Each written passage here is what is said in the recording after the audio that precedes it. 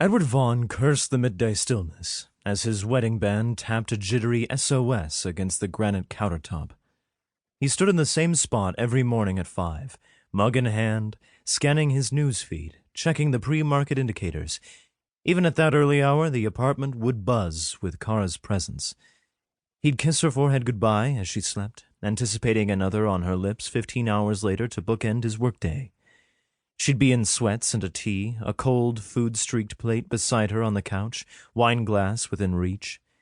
His dinner would be waiting on the stove, the television chugging through a YouTube playlist on mute, a book unfurled on her lap.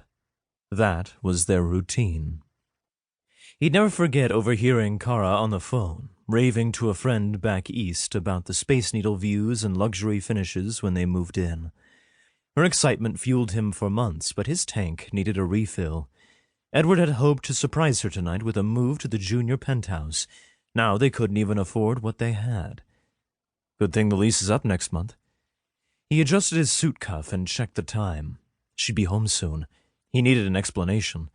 The words would come, eventually, but he had to get moving. Fortune never favored anyone who stood around going cross-eyed in an unlit kitchen. Edward knocked the counter twice, gaveling himself into action. He tugged the half-Windsor loose and undid the top button on his shirt. Custom or not, the damn collar had been strangling him since the drive home.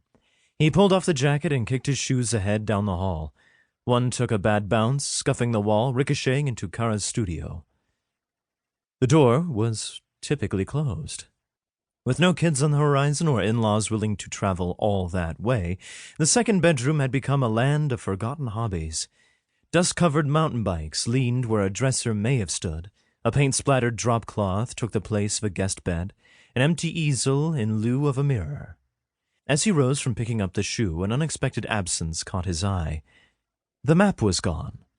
For months it had hung opposite the door, above a bookcase lined with old college texts and a copious collection of brushes and paint tubes.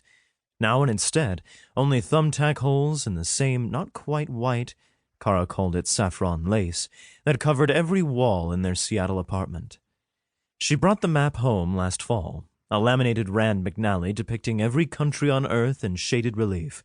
Accompanying it was a proposal to bicycle around the world. She wanted him to take a sabbatical, a laughable notion in the world of venture capital, and spend a year, or 3, traveling.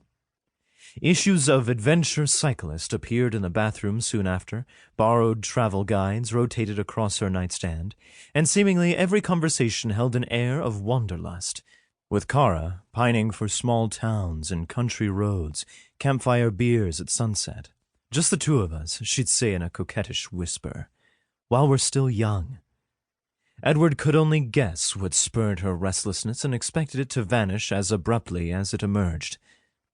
The map hadn't gone far. A quick search found it crunched into a football of discarded fantasy, punted behind a pile of bags and boxes.